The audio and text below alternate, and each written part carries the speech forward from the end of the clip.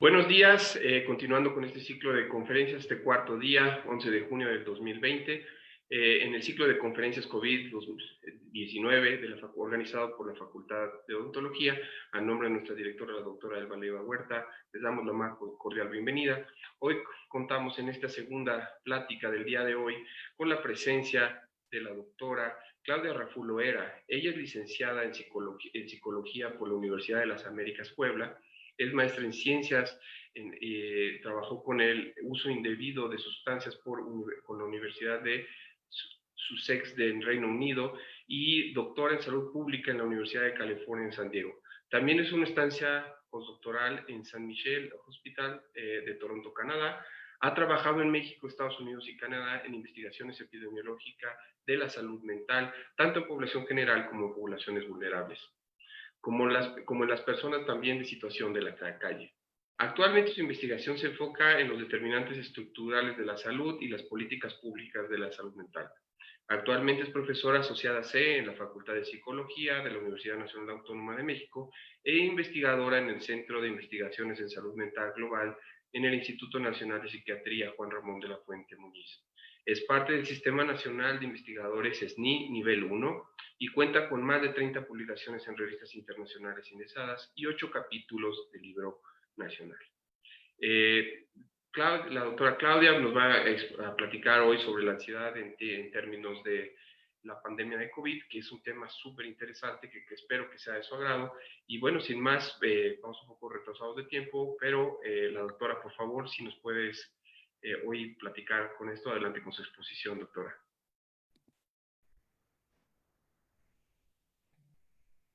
Muchas gracias, doctor Luis Pablo Cruz, y también quiero agradecer a la doctora Leiva por la invitación a participar en esta conferencia que ha sido tan interesante. Voy a compartir mi pantalla para que puedan ver la presentación.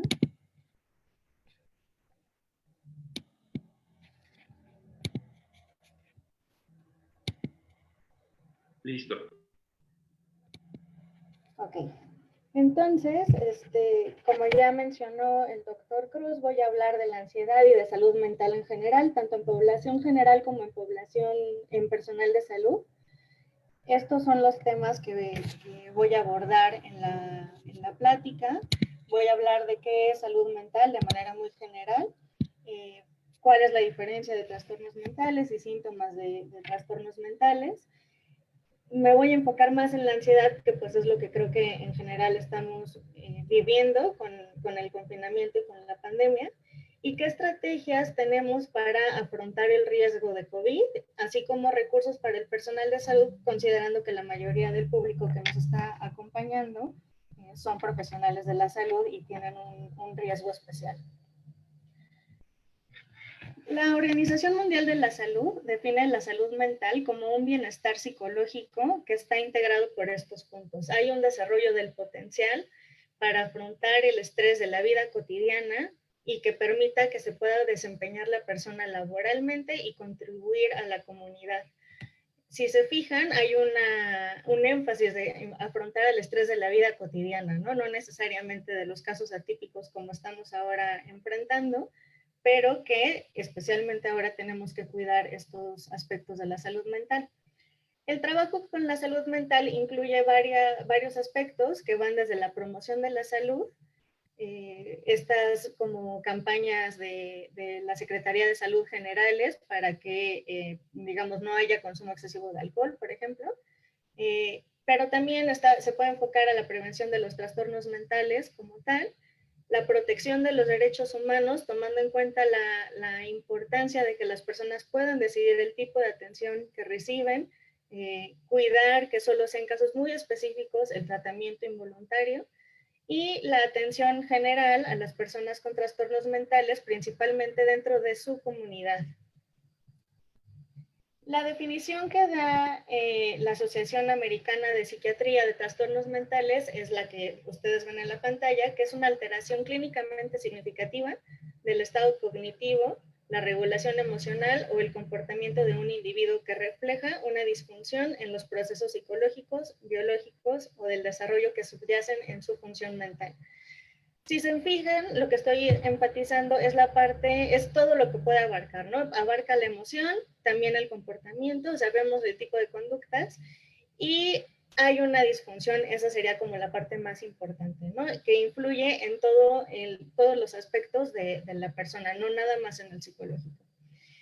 Los trastornos mentales, una de las características que tienen en común, porque pueden ser muy diversos, puede ser desde depresión hasta cuadros psicóticos, por ejemplo, es que causan un estrés significativo o discapacidad, tanto en el aspecto social, laboral y en todas las otras actividades en las que se desempeñe la persona. Y los trastornos mentales son importantes porque no nada más están afectando a la persona en su salud mental, sino que afectan y son afectados por las enfermedades crónicas. Como hemos ya sabido desde hace muchos años, en México tenemos unos índices altos de enfermedades crónicas que pueden ser los que pongo acá, ¿no? El cáncer, las enfermedades cardiovasculares, la diabetes y también en el caso del VIH. Están relacionados con causas y consecuencias de conductas que pueden ser poco sanas, que haya un apego bajo a tratamiento de la enfermedad física, digamos, que haya una baja respuesta del sistema inmune y eso está relacionado con el estrés en el que se encuentra físicamente la persona, pero tenemos evidencia de que existen tratamientos costo efectivos para todos los trastornos mentales de alguna manera o de otra. Sin embargo, también sabemos que hay muchas barreras al tratamiento y eso es importante enfatizarlo, sobre todo en una sociedad como la nuestra, en donde todos los recursos en salud pues son bajos, ¿no? Entonces, la principal barrera de tratamiento puede ser la falta de reconocimiento de síntomas, que está relacionado con el segundo punto, que es el estigma. Este estigma a no reconocer que hay síntomas propios o en las personas que nos rodean de trastornos mentales, puede hacer que la persona ni siquiera empiece a buscar ayuda.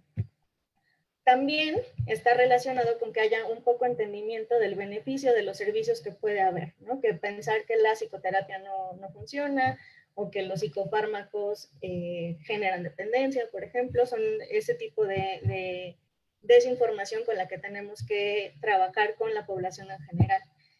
También es cierto que las personas que sí están en tratamiento pueden sufrir discriminación desde en el ámbito laboral, si se sabe que tienen un diagnóstico psiquiátrico. No es atípico saber de casos en donde las personas pierden el empleo por evidenciar que tienen un trastorno mental o que ni siquiera puedan llegar a tenerlo porque al solicitarlo lo dicen. Otra barrera importante son políticas públicas inadecuadas, en donde no se les da mayor difusión a los servicios que hay disponibles.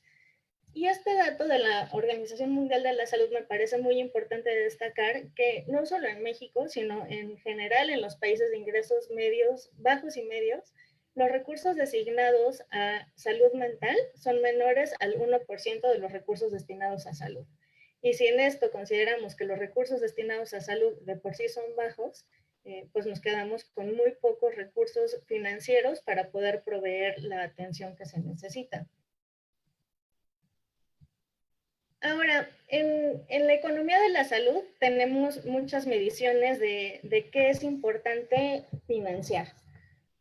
No nada más es ver cuáles son las enfermedades más prevalentes o de qué se muere la gente, porque si consideramos que las enfermedades crónicas reducen la esperanza de vida, pero las personas pueden tener muchas décadas con un diagnóstico, por ejemplo, de diabetes o de hipertensión.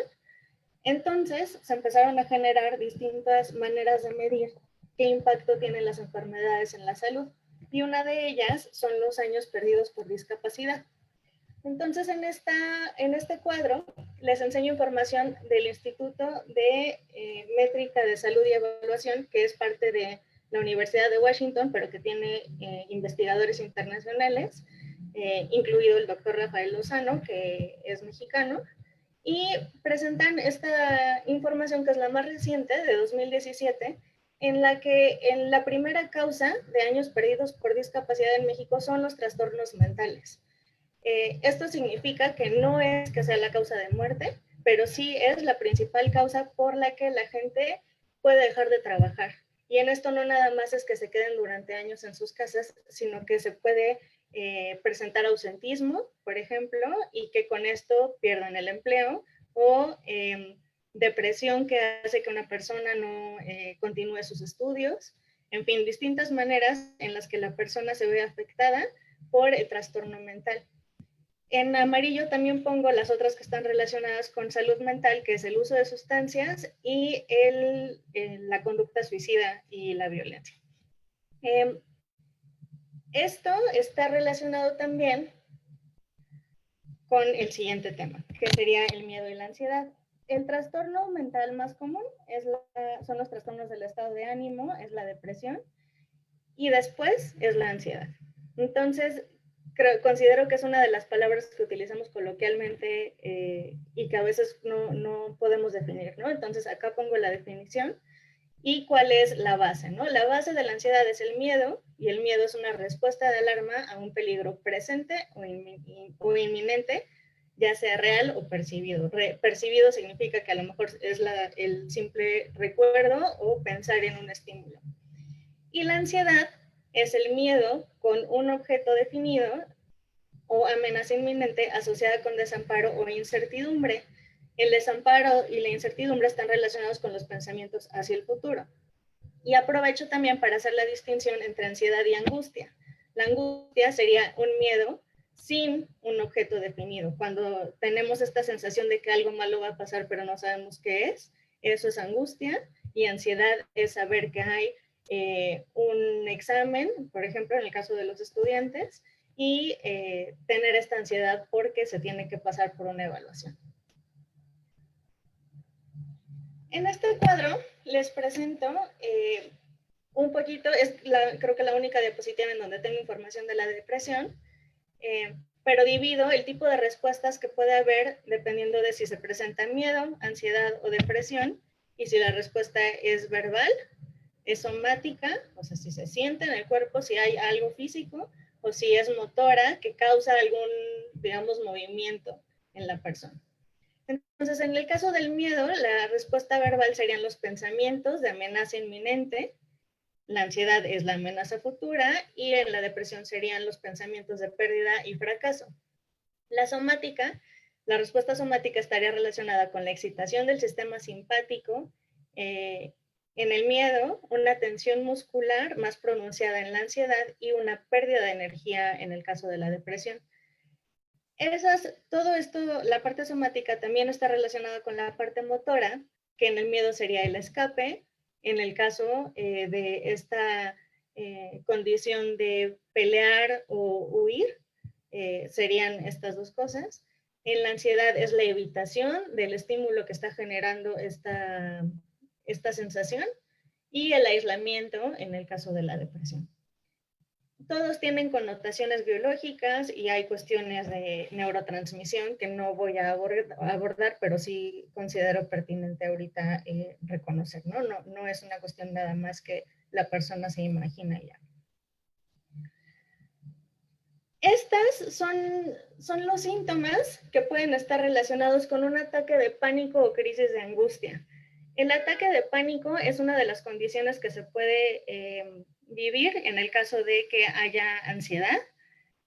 No necesariamente significa que la persona tiene un trastorno mental, y de aquí al resto de la presentación estaré hablando de sintomatología y de respuestas de manera general, no de los trastornos en específico, ¿no? Pero esta diapositiva me parece importante porque considero que este tipo de síntomas podrían estar presentes en las sensaciones que estamos teniendo durante la pandemia, y que también podrían confundirse con sintomatología de alguna otra enfermedad, incluido el COVID, ¿no? Entonces, cuando empezamos a tener un ataque de pánico, una crisis de angustia, puede haber palpitaciones o aceleración de la frecuencia cardíaca, sudoración, tiemblan las manos, también hay una dificultad para respirar. Las personas que han vivido un ataque de pánico generalmente lo reportan como una sensación de que se van a morir, que sería esta última parte, pero todo lo demás lo reportan como si estuvieran teniendo un infarto o creer que están teniendo un infarto. Entonces, no es un dolor en todo el cuerpo, sino una sensación de que algo muy malo está pasando. Incluida esta parte de miedo a volverse loco o pensar que se está despersonalizando, como que la persona no sabe de repente en dónde está. Y esto puede durar unos cuantos segundos o un par de minutos y después pasa. Entonces hay que tener en cuenta que las personas que han estado ahorita en confinamiento, cuando empiecen a salir, pueden empezar a sentir estas cosas, ¿no? Entonces reconocer que todas estas características que están en la diapositiva pueden ser sintomatología de ansiedad. Ahora, considerando que es un ciclo de conferencias que está organizado por la Facultad de Odontología, me parece importante reconocer el mayor riesgo que tienen frente a la población general de sufrir el COVID, ¿no? Entonces, esta es información que presentó el Gobierno de México en la conferencia vespertina del 9 de junio. Los datos son de un día previo. Y me llama la atención que se pone el 1% específico de dentistas en este total del porcentaje de los casos confirmados acumulados del personal de salud. Me parece que hay que reconocer que sí se tiene un riesgo mayor al resto de la población y por lo mismo no quisiera patologizar esta ansiedad que se puede estar sintiendo frente al riesgo al contagio, porque sí es cierto que puede ser un riesgo más fuerte y que se pueden tener todas estas sensaciones y síntomas de los que acabo de mencionar. Entonces, reconociendo que sí se tiene un riesgo mayor, quisiera hablar ahora de las emociones y las estrategias que puede haber.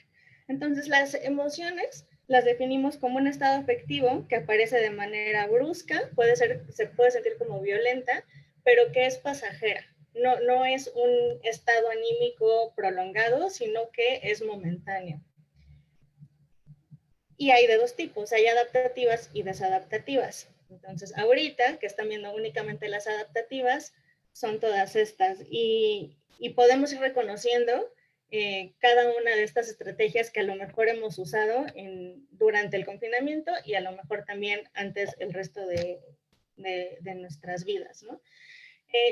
Una emoción adaptativa es el miedo ante una amenaza, ¿no? O sea, eso nos hace o ponernos en estado de alerta, irnos de algún lugar o resolver lo que está causándonos miedo. Tener tristeza ante una pérdida, justo como la sesión anterior que hablaba de los cuidados paliativos, pues todo esto está relacionado con pérdidas. Estar enfadados ante una agresión también es una emoción que es adaptativa porque también incita a la reacción de la persona.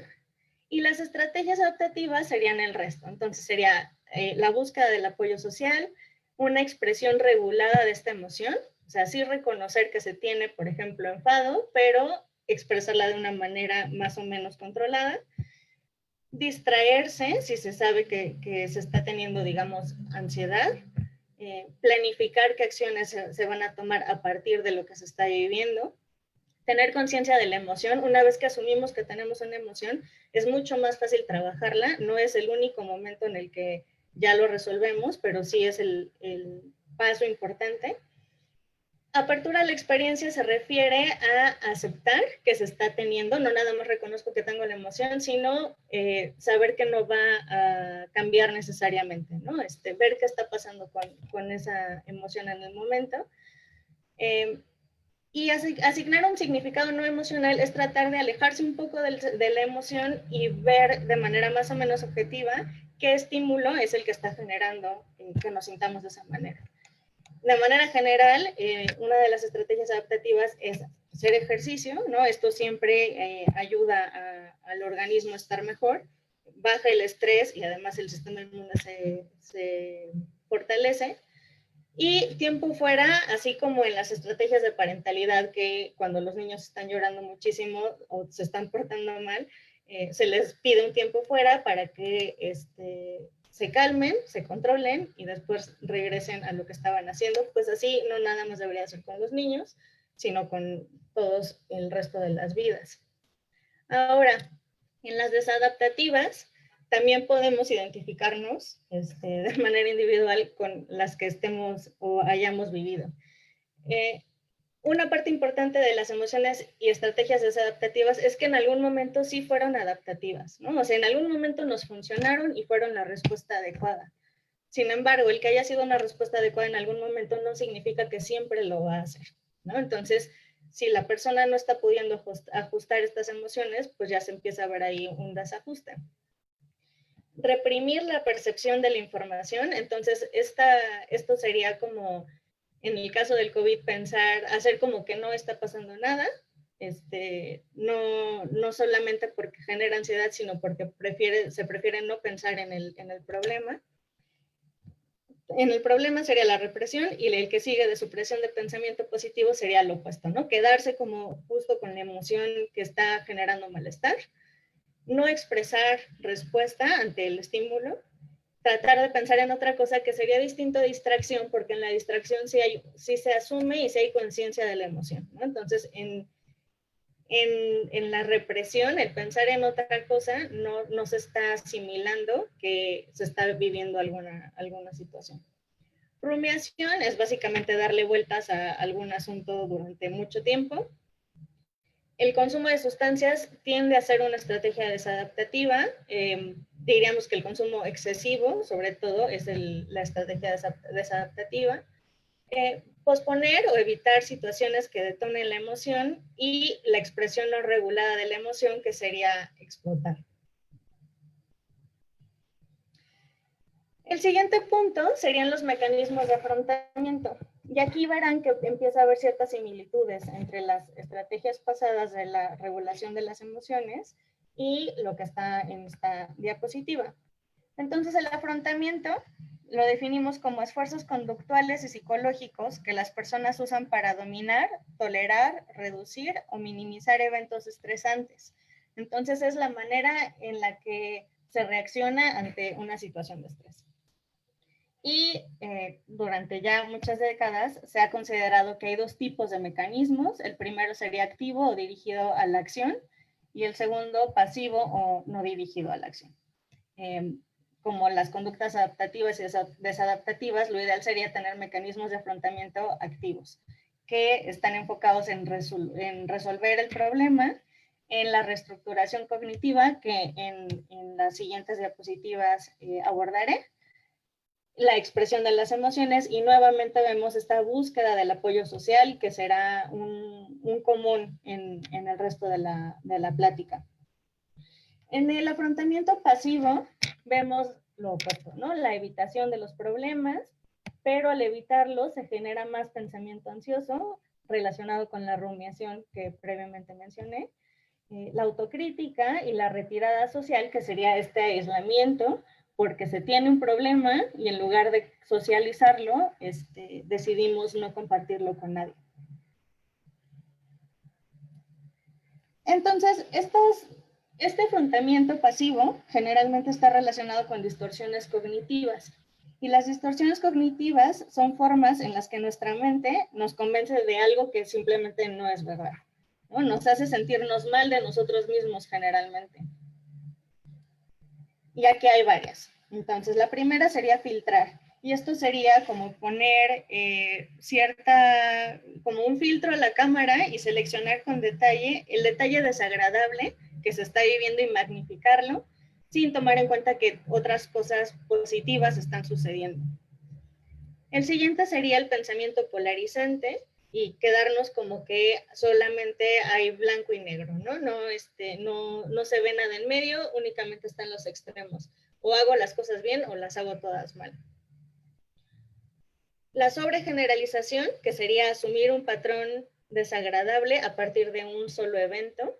Entonces, a lo mejor pensar que si hemos tenido el privilegio de estar en nuestras casas todo este tiempo, el día que salimos al supermercado, vemos a la gente sin cubrebocas y ya hacer una sobregeneralización de que la gente nunca se cuida, entonces, pues ya no querer volver a salir por eso, ¿no? Sacar conclusiones prematuras, que sería asumir que se sabe qué va a pasar en el futuro, y no nada más en el futuro como ambiguo, sino qué está pensando y qué están sintiendo otras personas acerca de lo que yo estoy haciendo o yo estoy diciendo o lo que a mí me importa que suceda.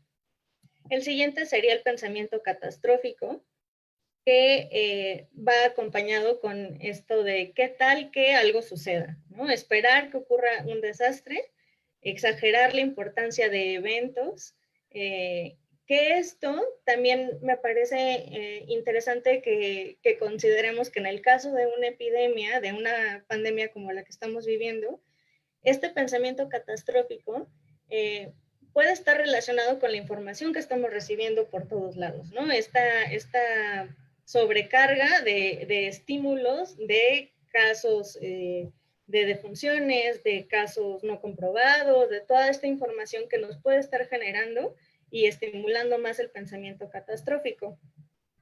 Aquí también quisiera mencionar que este tipo de distorsiones cognitivas generalmente ya las teníamos desde antes, ¿no? O sea, es un cierto patrón de pensamiento que las personas van desarrollando durante los años y que ante eventos de estrés se ven más pronunciadas, pero no salieron de la nada, ¿no? Entonces, nuevamente, aquí también cada quien podría ir pensando a qué tendencia tendría, ¿no? En qué tipo de distorsión cognitiva podría ir cayendo. La personalización sería tomarse todo a pecho, ¿no? Creerse que es la causa y consecuencia de todo lo bueno y malo que sucede, o todo lo bueno y malo que dicen los demás.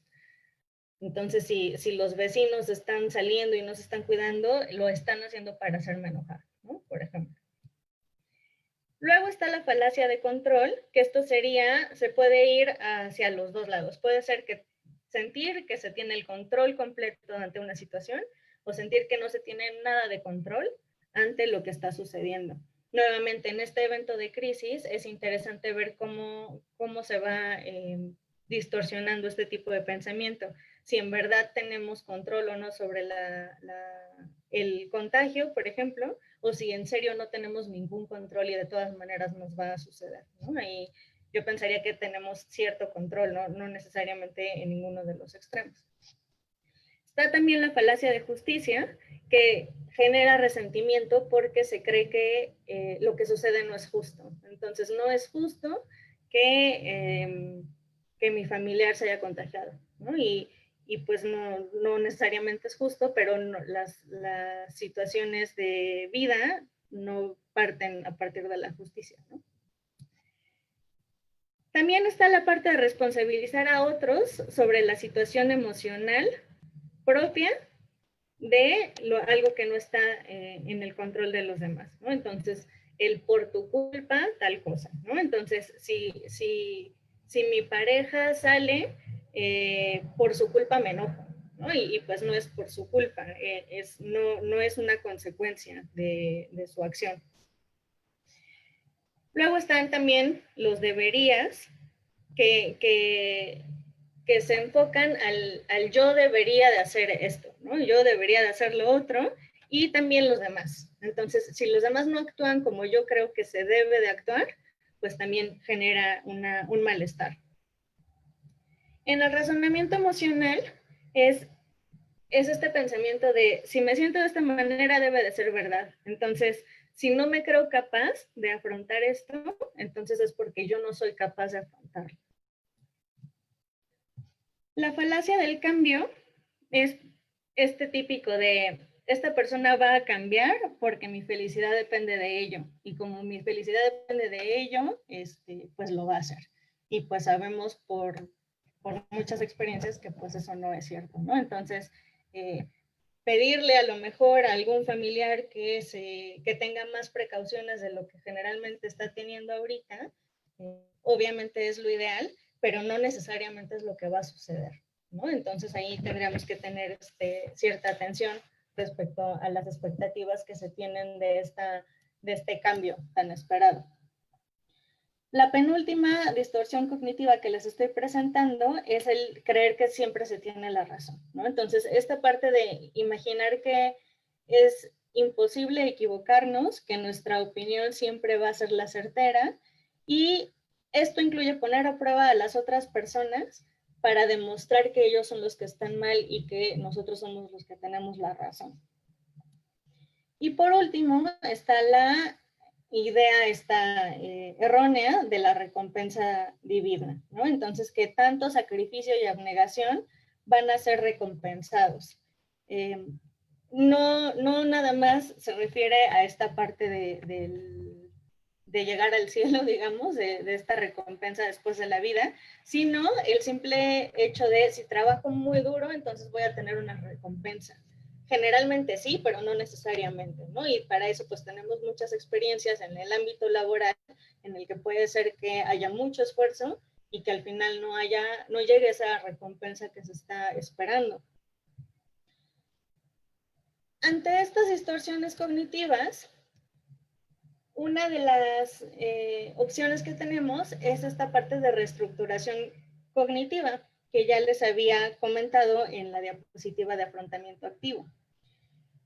Entonces, aquí lo que queremos es pensar, ya identifiqué cuáles son las distorsiones cognitivas que tengo, entonces ahora, ¿qué es lo que puedo hacer al respecto? Entonces, la primera sería justo eso, ¿no? La identificación. Y esta identificación, que probablemente algunos de ustedes están haciendo en este momento, de manera más estructurada, incluye hacer una lista, ¿no? De los pensamientos que generalmente se están teniendo, generalmente la lista de los pensamientos que generan malestar, no nada más los positivos, y que algunas personas conocen como diario de emociones, por ejemplo, ¿no? La siguiente sería examinar la evidencia, y esto es identificar qué emociones o qué pensamientos están relacionados con qué tipo de estímulos, ¿no? De dónde proviene esta distorsión cognitiva para poder después separar lo que se está pensando, esta parte cognitiva, del estímulo o el hecho. Otro método de esto de qué hacer es el uso o dejar de usar este doble estándar. Y esto, la manera como más sencilla de pensarlo es, generalmente cuando algún amigo nos cuenta algún problema, tendemos a ser un poco más compasivos que con nosotros mismos, ¿no? Entonces, si un amigo me contara esto por lo que yo estoy pasando, ¿qué consejo le daría? Y esto hace que disminuya la autocrítica generalmente. Piensen en algún amigo al que sí le darían este trato como más amable, no al amigo al que lo medio maltratan, ¿no? Como una de las distorsiones es ver todo en blanco y negro, pues una solución es ver todas estas escalas de grises. Y para quienes nos gusta pensar de manera más racional y pensar en números, pues a lo mejor en lugar de ver las escalas de grises es pensar en qué tan del 0 al 100, qué tan relacionado está esta sensación que estoy teniendo respecto al estímulo. Entonces, si estamos pensando en el COVID, pensar de manera realista qué tanto está generando malestar cada una de las situaciones por las que tenemos que ir pasando, ¿no? Esto tendría la tendencia a bajar un poco la ansiedad que se está viviendo. El siguiente método, que sería el experimental, sería, siguiendo en esta pauta del pensamiento más racional, el poner a prueba el pensamiento, ¿no? Y ese sería experimental porque es como probar la hipótesis. Entonces, si yo creo que no soy capaz de esto, ver si realmente no se es capaz, ¿no? Tratar de romper con este esquema. Y esto generalmente también va a hacer que esté relacionado con lo de la escala de grises, ¿no? O sea, a lo mejor sí habrá cosas que no podamos resolver, pero muchas otras sí las podremos resolver. No toda nuestra salud va a estar en nuestras manos, pero ¿qué acciones sí podemos tomar para protegernos? El método de encuesta sería comparar las experiencias y lo que piensan de estas experiencias otras personas, ¿no? Entonces, si todos estamos de alguna manera pasando por la misma situación de crisis sanitaria, saber cómo lo están afrontando otras personas. Y esto nos puede dar una idea de otras maneras en las que pueden ser mejores o peores, pero al menos sí dimensionar en el espectro de nuestras respuestas en dónde estamos posicionados. La parte de semántica sería cambiar estos debería a estaría bien si yo hiciera esto, ¿no? No es el debería hacer ejercicio diario, sino sería ideal, sería adecuado hacer ejercicio de manera más frecuente a como lo hago ahora. Esto puede sonar a un cambio muy simple, pero el quitar la imposición sí puede hacer que cambie la perspectiva de las acciones que se van a tomar en algún futuro. Cuando decimos que no somos capaces de hacer algo, tratar de indagar un poco más al respecto, ¿no? Entonces, si yo no me considero capaz de afrontar una situación, ¿qué es eso? ¿Qué significa no ser capaz? Comparado con quién es esto, las otras personas son capaces de hacer todo lo que yo no puedo hacer, o hay gente que tampoco es capaz. Entonces, ir definiendo qué significa esto que estamos pensando, ¿no? De una manera mucho más profunda a quedarnos con la simple sensación de no poder hacer nada. En esta parte de retribución sería reconocer la responsabilidad que tienen todos los involucrados ante una situación, ¿no? Entonces, no nada más mi salud, si vivo con alguien, mi salud a lo mejor no nada más depende de mí, sino de que también la otra persona se cuide o salga lo menos posible. O pensar de qué manera tiene como la justa medida, ¿no? Tampoco sería pasarnos justo a la distorsión cognitiva de mi salud depende absolutamente de las acciones de la otra persona, ¿no? Y finalmente, sería hacer un análisis costo-beneficio. Y en esta parte es una de los mecanismos que a mí me parecen más interesantes, porque de todas las distorsiones que podemos tener, algo ganamos, ¿no? Entonces, en este análisis de costo-beneficio es, ¿qué gano sintiéndome de esta manera? Si me creo incapaz de afrontar algo, ¿qué estoy ganando desde esta posición de incapacidad? ¿Y qué gano actuando acorde? ¿No? Entonces, asumir que algún beneficio se está sacando de esto, porque la respuesta inmediata generalmente es de no, pues no gano nada, lo tengo que cambiar. Pero si estamos haciendo esa conjetura, generalmente es porque sí estamos ganando algo y eso lo tendríamos que estar explorando a mayor profundidad.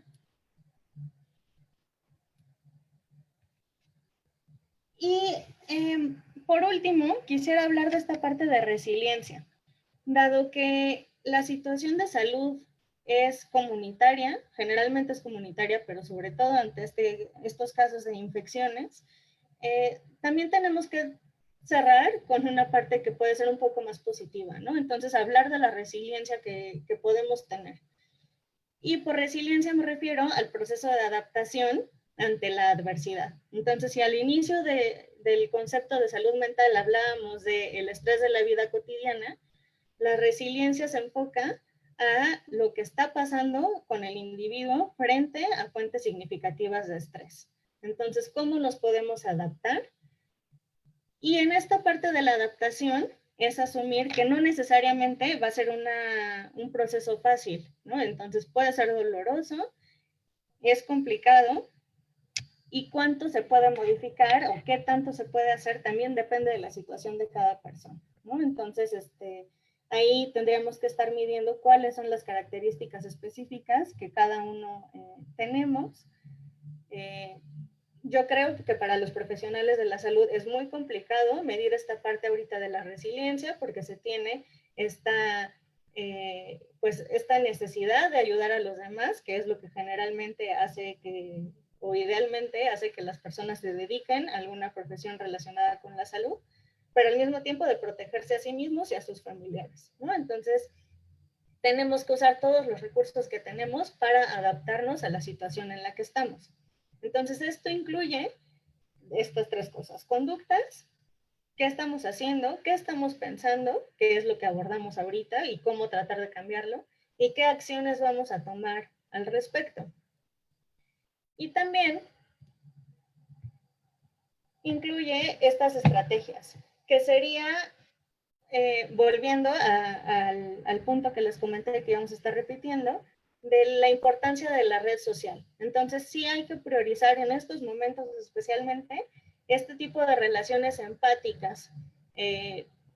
La irritabilidad en general está subiendo, ¿no? Entre las personas con las que convivimos. entre la relación de médicos y pacientes, en las calles, no necesariamente estamos siendo más amigables que antes, sino al contrario, ¿no? Porque estamos ante una situación de estrés. Entonces, tratar de manera consciente de priorizar estas relaciones empáticas. Y en el caso de los profesionales de salud, creo que es muy importante el unirse a grupos con personas que tienen experiencias afines. En este entendido de que al menos pensamos que no toda la gente nos va a entender, ¿no? Entonces, en lugar de cerrarse y de no buscar apoyo porque mi familia no me va a entender, pues a lo mejor puedo hablar con un colega, con un compañero de trabajo que puede estar pasando por una situación similar a la que yo estoy pasando y que no me va a juzgar porque me dé miedo atender pacientes, ¿no? Por ejemplo. O que a pesar de que me da miedo atender pacientes, creo que es mi obligación y lo seguiré haciendo con las medidas precautorias. La siguiente estrategia sería fomentar el bienestar. Volvemos a la importancia de hacer ejercicio, de cuidar la nutrición, cuidar el sueño, que es tan difícil dentro de los profesionales de la salud, el autocuidado. La parte de atención plena o mindfulness sería este ejercicio de poner o tratar de poner toda la atención en la actividad que se está realizando en ese momento. No nada más porque tengamos que enfocarnos en lo laboral, sino precisamente también en todo lo demás, ¿no? Si estamos desayunando, poner atención a lo que se está desayunando en lugar de estar desayunando y trabajando al mismo tiempo y contestando correos, ¿no? O sea, todas estas cosas que sí tendemos a hacer, ¿no? Hacer un poco lo opuesto, poner la atención a la tarea principal que se está realizando en el momento y evitar nuevamente los recursos negativos para afrontar, que sería el uso excesivo de sustancias, por poner un ejemplo que también es muy común en los profesionales de la salud, ¿no? Sobre todo por este acceso a fármacos que no toda la población tiene.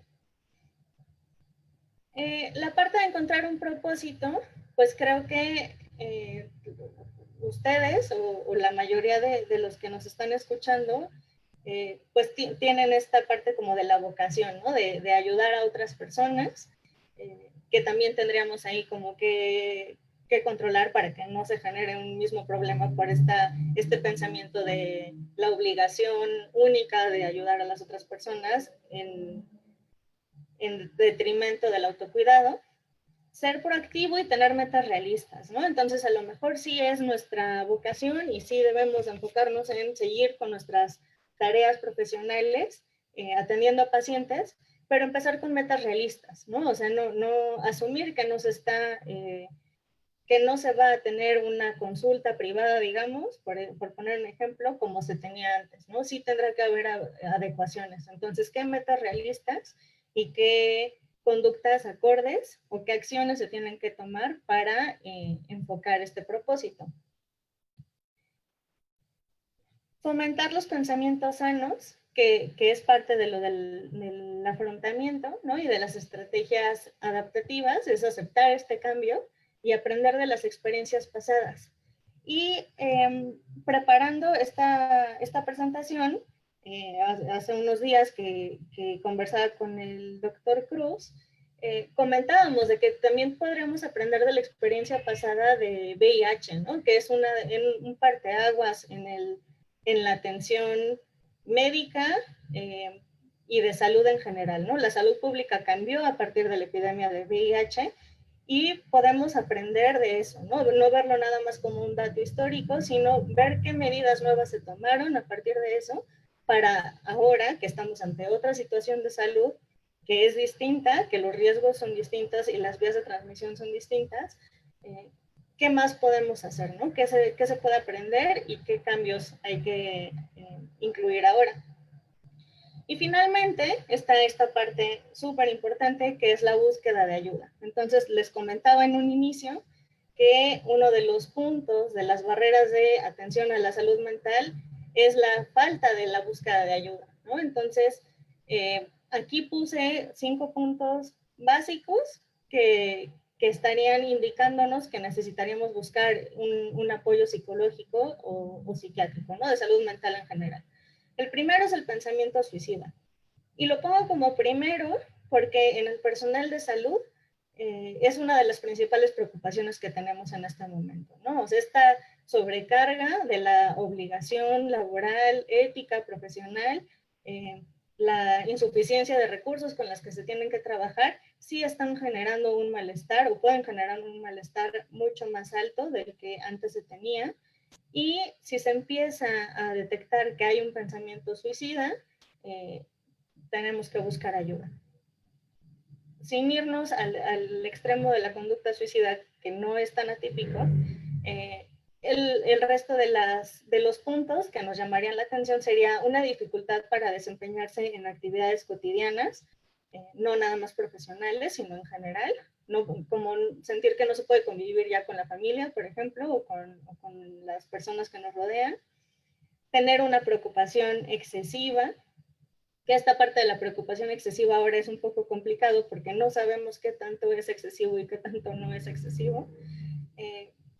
Ya que saben ahora los estilos de afrontamiento, si se detecta que hay un estilo de afrontamiento que no es funcional, pues también sería adecuado buscar ayuda, y pensamientos de desesperanza que pueden ser indicativos de que se puede estar entrando en un cuadro de depresión, por ejemplo, ¿no?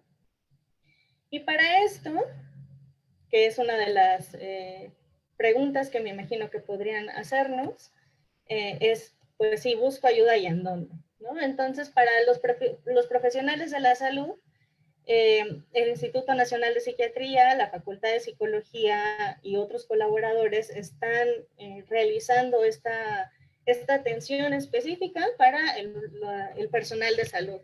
Y el personal de salud en todos los aspectos, ¿no? Incluye a quien sea que esté en contacto con pacientes, no necesariamente en este momento, sí está relacionado con COVID, pero no necesariamente tienen que estar viendo a pacientes con COVID, ¿no? Puede ser el simple hecho de que sigan atendiendo pacientes y el riesgo es suficientemente alto, ¿no? Entonces, ahí está el enlace, que es el enlace de la página del Gobierno de México, y el teléfono para atender crisis emocionales y situaciones de urgencia. Los profesionales que están atendiendo son eso, no es personal no capacitado, son profesionales con cédulas que se están capacitando y se han capacitado durante ya mucho tiempo para atender esta situación especial. Y recordar que la parte del autocuidado es primordial, porque sin eso pues no se puede atender, ¿no? a los demás. Para la población en general, que también incluye el personal de salud, están todas estas líneas. Que esto solo como los recortes de las pantallas de la misma página de salud mental de coronavirus.gov, a donde se puede llamar y pedir atención. Si se fijan, la mayoría ya no solamente está enfocado en la atención en la Ciudad de México, sino que es a nivel nacional. Entonces, pues está la liga y los recursos para que quien necesite atención pueda llamar a estos números. Y con eso termino y agradezco el espacio y la oportunidad de hablar de salud mental ante un grupo que puede estar necesitando esta información y sentirse que sí es validada su ansiedad ante la pandemia.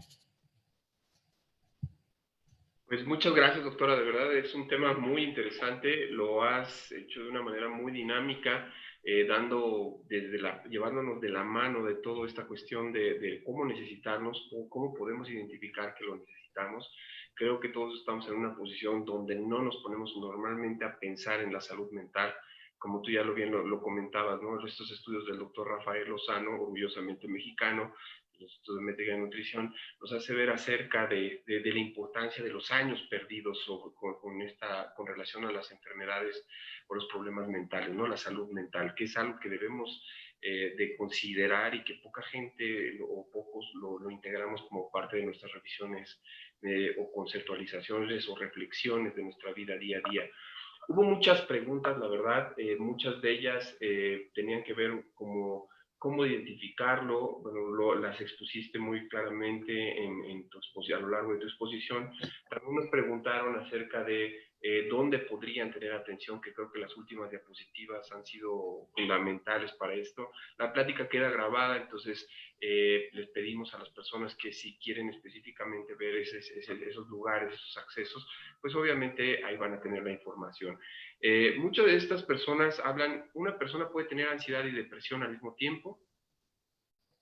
Claro, sí, es como cualquier enfermedad física, ¿no? No por tener una no puedes tener la otra. De hecho, la comorbilidad, justo esa, es muy común.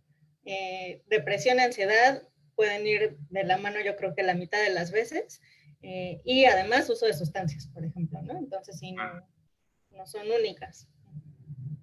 Fernando Chiquil, si bien las distorsiones cognitivas afectan nuestro proceso de percepción y por lo tanto nuestro aprendizaje, ¿existe alguna manera de identificar cuando se está sufriendo alguna distorsión cognitiva? Bueno, tal vez ya lo platicaste, pero si nos pudieras profundizar un poco más.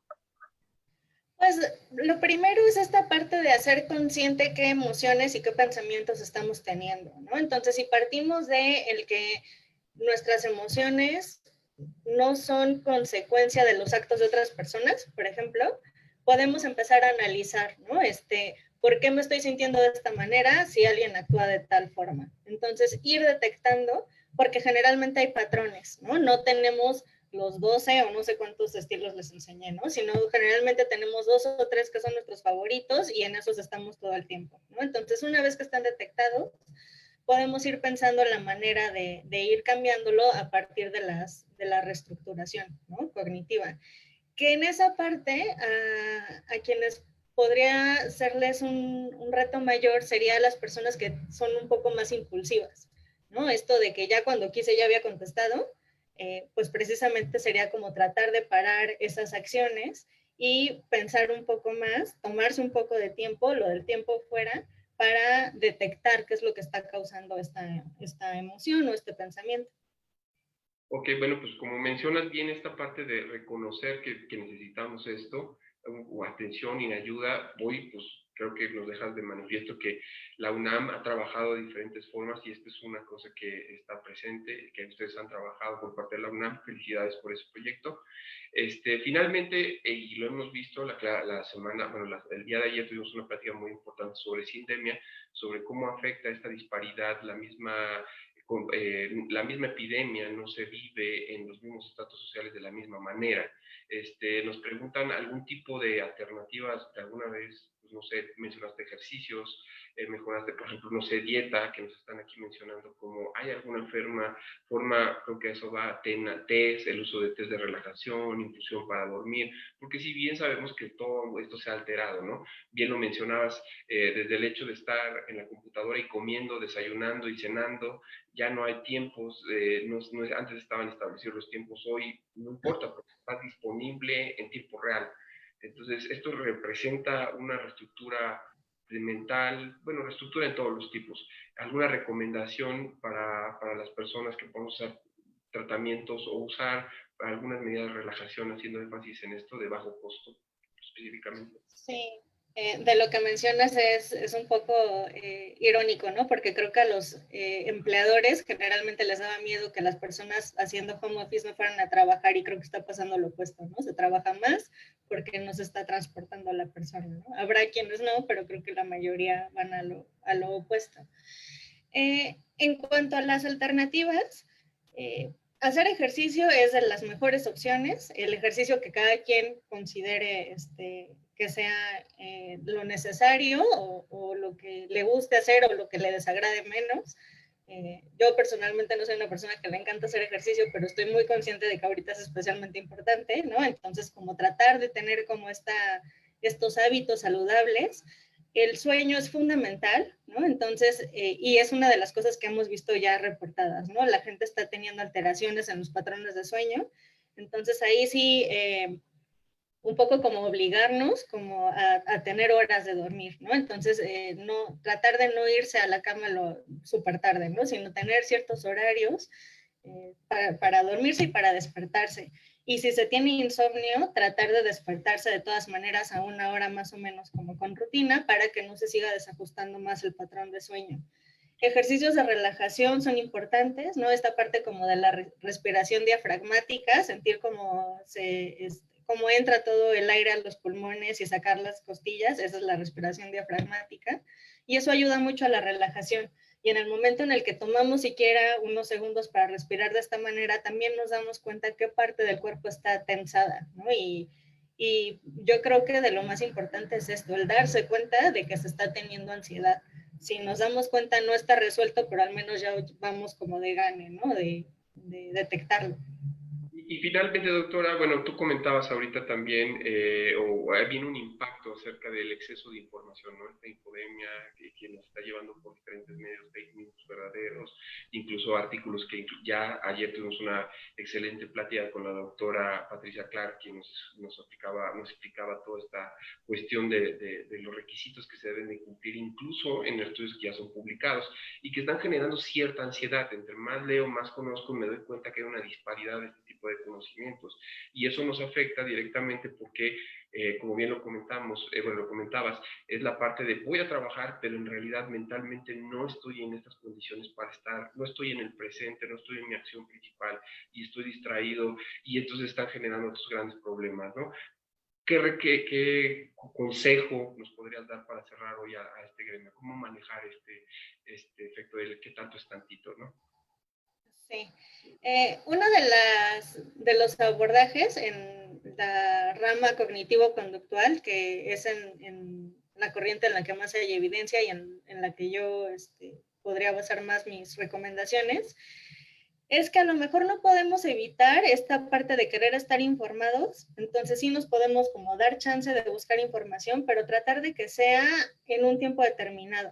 Entonces, no sé, media hora en la mañana y media hora en la noche y hasta ahí, ¿no? Esto sobre todo si sí está generando ansiedad, tratar de no estar expuestos durante todo el día. Entonces, eso si estamos en la computadora, pues puede ser con controles, ¿no? O sea, no tener el correo abierto todo el día, sino cerrarlo y abrirlo a determinadas horas, no estar teniendo las alertas del celular, ¿no? Esto que nos está, que es una distracción, pero que además está generando ansiedad, pues tratar de evitarlo lo más posible.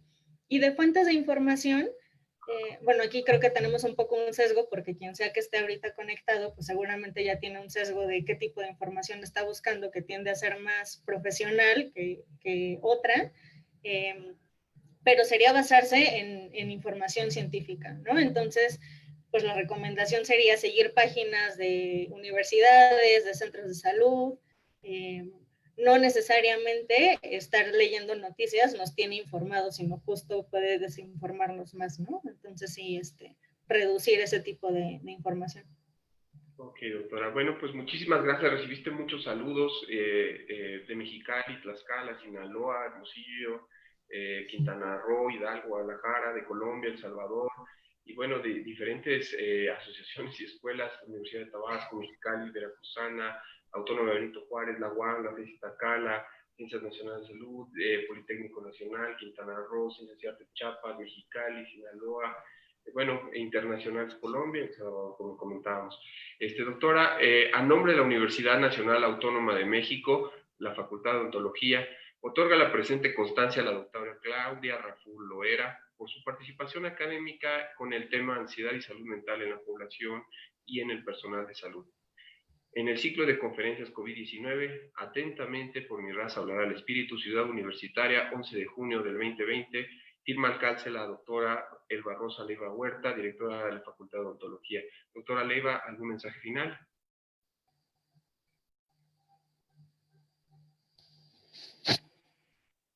Claro, claro que sí. Pues muchísimas felicidades, Claudia. Una muy bonita presentación. Creo que toda la población tiene o tenemos algo de problemas en relación a la salud mental, sobre todo los que vivimos en la Ciudad de México. ¿Puedo hacer una pregunta, doctor Luis Pablo? Claro, adelante, por favor, doctora. ¿Me podrías decir si ahorita existe incremento en el síndrome de Burnout relacionado a la pandemia? La respuesta rápida es sí. Los datos ahorita se están recolectando. Compañeros del Instituto Nacional de Psiquiatría son quienes están llevando esas investigaciones justo a partir de esta relación, ¿no? De pedir ayuda. Entonces, a partir de pedir ayuda podemos saber cómo es la salud mental de los profesionales de salud, pero sí, el desgaste además que están viviendo pues es muy fuerte, ¿no? Entonces, solo nos queda pensar de qué manera poder atenderlo, ¿no? No quedarnos pensando si lo hay o no, porque pues sí hay un burnout mucho más alto. ¿Fuiste alumna de la doctora Graciela Rodríguez? No, no fui su alumna. Es que ella trabajaba síndrome de burnout, por eso es que... Pero muchísimas felicidades, gracias por tu participación y excelente invitada para próximas ocasiones. Gracias.